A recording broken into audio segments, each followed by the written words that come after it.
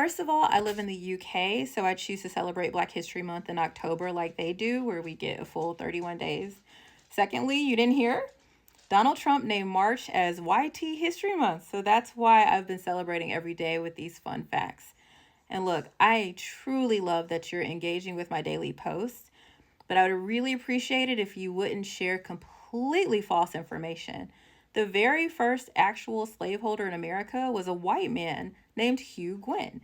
He owned a slave called John Punch. So let me tell you a little bit about John Punch.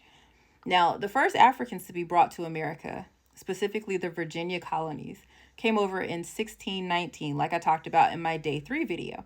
But their legal status wasn't yet fully defined as chattel slaves.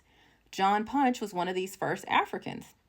He ran away with two other indentured servants, and when all three of them were caught in 1640, Punch's compatriots were sentenced to an additional year on their indenture, but Punch was legally reclassified as a lifetime servant. Why did he receive this sentence and his two fellow escapees only got an additional year? Ding, ding, ding. If you said because he was a Negro, then you hit the nail on the head.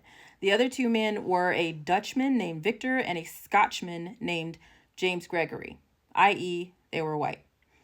But, Chef, look, even if Hugh Gwynn were a black man, the entire idea of trying to blame black people for a system that white colonists obviously built, legalized, profited from, and violently upheld for centuries is in such bad faith.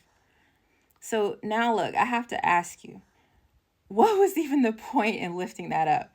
Like, are you genuinely trying to convince me that slavery is somehow black people's fault? Or are you trying to convince yourself that slavery was black people's fault? Now, you have the facts. How are you going to move differently? Are you just going to look for something else to help you feel better about what your ancestors did? Or are you now going to take a real deep look inside and choose to learn more about how history is still impacting people like me, your friend, who you follow,